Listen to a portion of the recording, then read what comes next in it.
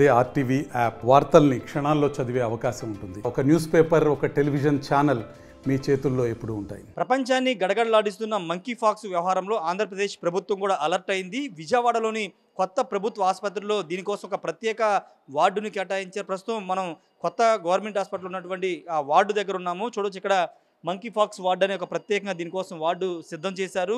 చూస్తున్నాం మనం, ప్రపంచవ్యాప్తంగా వేల సంఖ్యలో మంకీ ఫాక్స్ కేసులు నమోదవుతున్న నేపథ్యంలో వరల్డ్ హెల్త్ ఆర్గనైజేషన్ కూడా దీన్ని హెల్త్ ఎమర్జెన్సీని ప్రకటించిన నేపథ్యంలో అన్ని దేశాలని అలర్ట్ చేస్తుంది. ముఖ్యంగా దేశాల నుంచి, అంటే ఇతర దేశాల నుంచి వచ్చే వాళ్ళని ఎయిర్పోర్ట్లోనే వాళ్ళని స్కాన్ చేసి పూర్తిగా దేశంలోకి అనుమతిస్తున్న నేపథ్యంలో ఇప్పుడు విజయవాడలో కూడా ప్రస్తుతం దీనికి సంబంధించిన ఒక ప్రత్యేక వార్డుని ఏర్పాటు చేశారు. మొత్తం 6 బెడ్లతో కూడినటువంటి ఒక ప్రత్యేక వార్డును అయితే సిద్ధం చేశారు. మంకీ ఫాక్స్ తీవ్రత పెరుగుతున్న నేపథ్యంలో ఆంధ్రప్రదేశ్ ప్రభుత్వం వైద్య ఆరోగ్య శాఖ అలర్ట్ అయ్యి దీనికి సంబంధించినటువంటి వార్డును అయితే సిద్ధం చేశారు. చూడొచ్చు, మొత్తం కూడా ఎక్విప్మెంట్ అంతా కూడా సిద్ధం చేశారు. గతంలో ఐసోలేషన్ వార్డుగా దీన్ని ఉపయోగించారు, దాన్నే ఇప్పుడు మంకీ ఫాక్స్ వార్డుగా దీన్ని సిద్ధం చేశారు. దీనికి సంబంధించినటువంటి లోపల అన్ని ఏర్పాట్లు కూడా చేశారు. ఇటువైపున 3 బెడ్లు, అటువైపున 3 బెడ్లు, పూర్తి ఎక్విప్మెంట్తో పాటు ఆక్సిజన్తో పాటు అన్ని ఎక్విప్మెంట్స్ ఉండే విధంగా ఇక్కడ ఈ మంకీ ఫాక్స్ వార్డుని అయితే సిద్ధం చేశారు. నిన్న ఒక రూమర్ అయితే విజయవాడ వ్యాప్తంగా వ్యాపించింది. మంకీ ఫాక్స్ లక్షణాలతో ఒక వ్యక్తి పాత ప్రభుత్వ హాస్పిటల్కి వచ్చారని ఒక రూమర్స్ అయితే స్ప్రెడ్ అయినప్పటికీ దాని మీద అధికారికంగా ప్రభుత్వం చాలా స్పష్టంగా చెప్పింది. ఆంధ్రప్రదేశ్ ఇప్పటివరకు మంకీ ఫాక్స్ లక్షణాలు ఎక్కడా కూడా లేవు. ఎవరు కూడా మంకీ ఫాక్స్ లక్షణాలతో ఆంధ్రప్రదేశ్ ఎవరు కూడా ఎంటర్ కాలేదనేది ఆంధ్రప్రదేశ్ ప్రభుత్వం నిర్ధారించింది. మరోవైపు అటు ఢిల్లీలోను, ముంబైలోను, అంటే ఇంటర్నేషనల్ సంబంధించి ఎయిర్పోర్ట్లో ఈ కేసులకు సంబంధించి, మంకీ ఫాక్స్ సంబంధించి ఇతర దేశాల నుంచి వచ్చే వాళ్ళకి స్కాన్ చేసి పరీక్షలు చేసిన తర్వాత మాత్రమే అనుమతిస్తున్నారు. పూర్తిగా ప్రపంచవ్యాప్తంగా దీని తీవ్రత ఎక్కువగా ఉన్న నేపథ్యంలో అన్ని దేశాలను వరల్డ్ హెల్త్ ఆర్గనైజేషన్ అప్రమత్తం చేసే నేపథ్యంలోనే విజయవాడలో కూడా దీనికి సంబంధించిన వార్డుని సిద్ధం చేశారు. ప్రస్తుతం మనం చూస్తున్న ఇవంతా కూడా మంకీ ఫాక్స్ సంబంధించిన ఏర్పాటు చేసినటువంటి ప్రత్యేక వార్డు. దీనికి సంబంధించిన ఏర్పాట్లన్నీ కూడా పూర్తి చేసినటువంటి సిచ్యువేషన్. మొత్తం ఎక్విప్మెంట్ని కూడా ఒకసారి చెక్ చేస్తున్నారు. ఎక్విప్మెంట్ అంతా కూడా పరిశీలిస్తున్నటువంటి దృశ్యాలు మీరు చూడొచ్చు. ఈ ఎక్విప్మెంట్ అంతా కూడా ఒకవేళ ఏదైనా మంకీ ఫాక్స్ సంబంధించిన కేసు వస్తే కనుక వాళ్ళని ఈ మంకీ ఫాక్స్ వార్డులో ఉంచి వైద్య పరీక్షలు చేసి ట్రీట్మెంట్ కూడా చేయబోతూ ఉన్నారు. ప్రస్తుతానికైతే ఆంధ్రప్రదేశ్లో మాత్రం ఎలాంటి కేసు నమోదు కాలేదు. ఇంకా ఇన్ కేస్ ఏదైనా కేసు నమోదు అయితే కనుక ముందస్తుగా అలర్ట్లో భాగంగానే దీన్ని అయితే సిద్ధం చేసిన పరిస్థితి అయితే ఉంది. ప్రస్తుతానికి విజయవాడలోని కొత్త ప్రభుత్వ ఆసుపత్రిలో మాత్రమే దీన్ని ఏర్పాటు చేశారు. ఫర్దర్గా ఏదైనా కేసులు వస్తే కనుక ఇంకా వార్డ్స్ సంఖ్య, బెడ్స్ సంఖ్య పెంచే అవకాశం అయితే కనబడుతుంది. ఏదేమైనప్పటికీ ప్రపంచాన్ని గడగడలాడిస్తున్నటువంటి మంకీ ఫాక్స్ వ్యవహారంలో అప్రమత్తంగా ఉండాలని కేంద్ర ప్రభుత్వం, రాష్ట్ర ప్రభుత్వం అలర్ట్ చేసిన నేపథ్యంలోనే ప్రస్తుతానికి ఈ వార్డు అయితే ఏర్పాటు చేశారు. దీన్ని అబ్జర్వేషన్ సంబంధించి కొంతమంది డాక్టర్స్ కూడా నియమించారు. ముందస్తు చర్యలో భాగంగానే ఈ వార్డుని అయితే ఏర్పాటు చేశారు. ప్రస్తుతం దీనిపైన మనతో మాట్లాడడానికి డాక్టర్ నాగా చక్రవర్తి ఉన్నారు, మాట్లాడదాం. సార్, అంటే ఇప్పటివరకు మన ఆంధ్రప్రదేశ్లో ఏమైనా కేసులు నమోదయ్యాయా? ఈ వార్డుని ఏర్పాటు చేయడానికి కారణం ఏంటి? నమోదు కాలేదండి. ముందస్తు చర్యల భాగంగా మేము పెట్టాం అంతే. నమోదేం కాలేదు మనకి ఇంకా. అంటే ఎంతమంది డాక్టర్స్ ఈ వార్డుకు సంబంధించి పనిచేసే అవకాశం? ఒక టీం అండి. అందులో ఏంటంటే అందరూ ఒక మైక్రోబయాలజీ కానీ, జనరల్ మెడిసిన్, డెర్మటాలజీ, అలా టీం డాక్టర్స్ వేసాము. ఆ టీం డాక్టర్ ప్రకారంగా, అంటే టీం కింద అది. అంటే ఈ వ్యాధి ఇంకా మనకి ఇంకా రాలేదు. మీరు ప్రస్తుతానికి దీని గురించి ఈ వ్యాధి ఇంకా మనం ముందస్తు చర్యలుగా పెట్టుకున్నాం అంతే. అది ఈ వ్యాధి మనకేంటంటే జస్ట్ లైక్ మన చికెన్ పాక్స్ లాగే ఉంటుంది ఈ వ్యాధి అనేది. చికెన్ పాక్స్ అంటే మన ఒంటి మీద దద్దుర్లు వస్తాయి. దీనికి ఎక్కువగా ఏంటంటే మన జననాంగాల చుట్టూతా, లేకపోతే మన విరోచనం అంటే మన యానస్ చుట్టూతా ఎక్కువగా ఈ చిన్న పొక్కులు వస్తాయి. చికెన్ మనకి జస్ట్ లైక్ మన ఫస్ట్ అంటే చిన్న దద్దుర్లాగా వస్తాయి, చిన్న పొక్కులు. అవి కాస్త కొద్దిగా పెద్దరయ్యి చీమిగోళ్ళగా తయారయ్యి, చీమిగోళ్ళగా నీటి గోళ్ళగా తయారయ్యి దాని తర్వాత ఈ నల్లబడిపోయి రాలిపోతాయి. అంటే మనకి ఈ వ్యాధి ఫస్ట్ అంటే మొత్తం వ్యాధి వచ్చిన వాళ్ళని ఇది ముందు ఎలా సంక్రమిస్తుంది అంటే ఈ పొక్కులు వస్తాయి కదా, ఈ పొక్కుల్లోంచి వచ్చే స్రవాల వల్ల కానీ, లేకపోతే మనం దగ్గిన తుమ్మిన వచ్చే ఈ వ్యాధి వచ్చిన వాళ్ళు ఈ దగ్గిన తుమ్మిన వచ్చే ముక్కులు, అదే నోటి నుంచి కానీ ముక్కు నుంచి స్రవాల వల్ల కానీ, లేకపోతే సెక్షువల్ కాంటాక్ట్ వల్ల కానీ ఈ వ్యాధి ఇంకోళ్ళు సంక్రమించవచ్చు. అంటే ఈ శరీరం మీద వచ్చే పొక్కులు ఉంటాయి కదా, ఈ పొక్కుల్లోంచి స్రవాలు వాళ్ళకి దెబ్బలు ఉంటే అది తగిలితే రావచ్చు. లేదంటే సెక్షువల్ కాంటాక్ట్, లేదంటే ఈ మనం దగ్గినప్పుడు కానీ తుమ్మినప్పుడు వచ్చేవి మ్యూకోజా మళ్ళీ మనం మ్యూకోజాకి వెళ్తే రావచ్చు.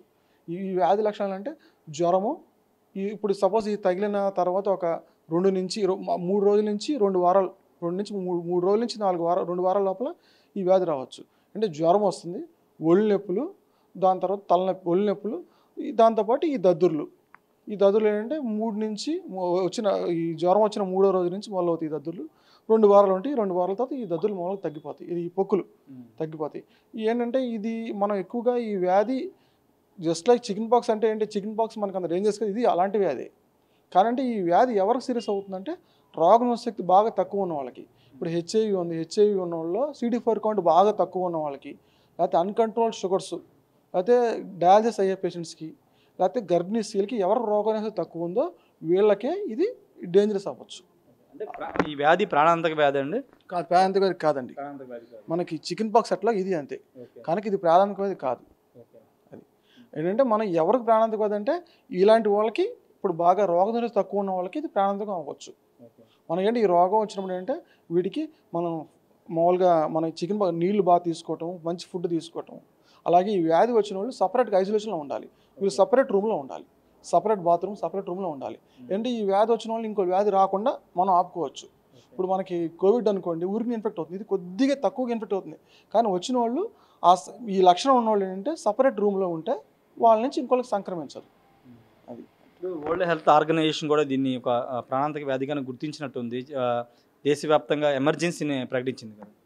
అంటే అది ఇప్పుడంటే దీనికి ఇప్పుడు ప్రాణాంతక వ్యాధి అంటే ఏంటంటే ఈ వ్యాధి వచ్చిన వాళ్ళు ఉన్నవాళ్ళు సపరేట్ ఐసోలేషన్ ఉంటే చాలు ఉండాలి. రెండో పాయింట్ అంటే మనం కూడా కొంచెం జాగ్రత్తలు తీసుకుంటే మంచిది.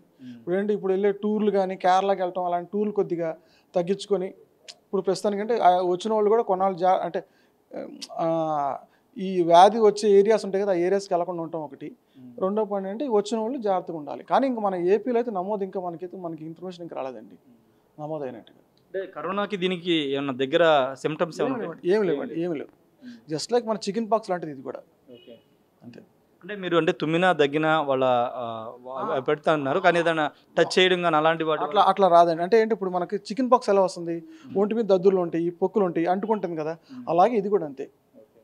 కరోనాకి ఏంటంటే మనకి సిమ్టమ్స్ ముందు తెలియవు, దీనికి మనకు పొక్కులు వచ్చేస్తాయి కదా, ఈ పొక్కులు వీటి వల్ల మనం వీటి ఉన్న వాళ్ళకు దూరంగా ఉంటే చాలు.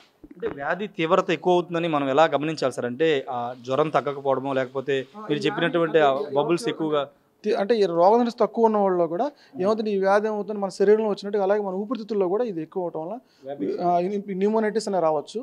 అంటే ఈ రోగనిరోధక తక్కువ ఉన్న వాళ్ళకి, అంటే ఈ రోగం వచ్చిన వాళ్ళకి బ్యాక్టీరియా ఇన్ఫెక్షన్స్ వస్తాయి అనమాట.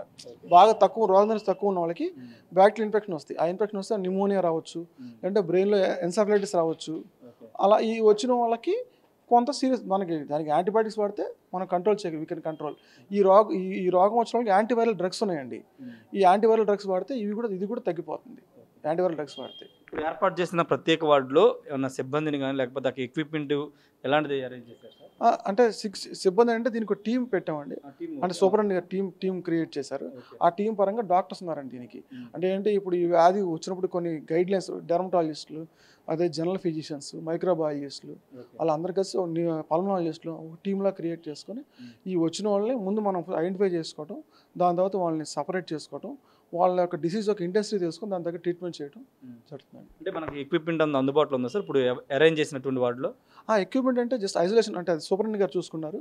అంటే ఐసోలేషన్ వార్డు ఇది, ఐసోలేషన్ వార్డు. దీనికి ఏంటంటే మనకి వచ్చిన వాళ్ళందరికీ వైద్యం అంత అవసరం లేదండి. ఎవరికి ఇమ్యూనిటీ తక్కువ ఉందో వాళ్ళకి వైద్యం చేస్తాం. జస్ట్ లైక్ చికెన్ పాక్స్ లాగా ఐసోలేషన్లో ఉండాలి. ఎక్కువగా నీళ్ళు మన ఫ్లూయిడ్స్ ఎక్కువ తీసుకోవాలి, ఆహారంలో ఫ్లూయిడ్స్ ఎక్కువ తీసుకొని 2 పూట్ల స్నానం చేసి సపరేట్ రూమ్లో సపరేట్ బాత్రూమ్ వాడుకుంటే చాలండి. Thank you sir. మొత్తంగా అయితే ఇది ప్రాణాంతక వ్యాధి కాదు కానీ ఎవరిలో అయితే రోగ నిరోధక శక్తి తక్కువగా ఉంటుందో, అదేవిధంగా బ్లడ్ ప్రెషర్ షుగర్ అనేది ఎక్కువగా ఉంటుందో వాళ్ళకు కొంత ఎఫెక్ట్ అయ్యే అవకాశం ఉంటుంది. కాబట్టి వాళ్ళు ప్రత్యేక వార్డులో ఉండాల్సిన అవసరం ఉందని చెప్తున్నారు. ఏదేమైనా ప్రస్తుతం కొత్త ప్రభుత్వ ఆసుపత్రులు అయితే వార్డుని ఏర్పాటు చేశారు, ప్రత్యేక డాక్టర్స్తో ఒక టీంను కూడా ఏర్పాటు చేశారు. ప్రస్తుతానికైతే ఆంధ్రప్రదేశ్లో ఎక్కడ కూడా ఎలాంటి కేసు నమోదు అవ్వలేదు. భవిష్యత్తులో ఏదన్నా సిమ్టమ్స్ కానీ అలాంటివి వస్తే ముందస్తు చర్యలో భాగంగా ఇక్కడ మంకీ పాక్స్ సంబంధించిన వార్డుని ఏర్పాటు చేశామని చెప్తున్నారు. Camera person విజయ్తో Rayesh, RTV, Vijayawada నుండి. మరిన్ని వీడియోస్ కోసం ఛానల్ ని సబ్స్క్రైబ్ చేయండి, లేటెస్ట్ అప్డేట్స్ కోసం వాట్సాప్ ఛానల్ ని ఫాలో చేయండి, అండ్ లింక్ డిస్క్రిప్షన్ లో ఉంది.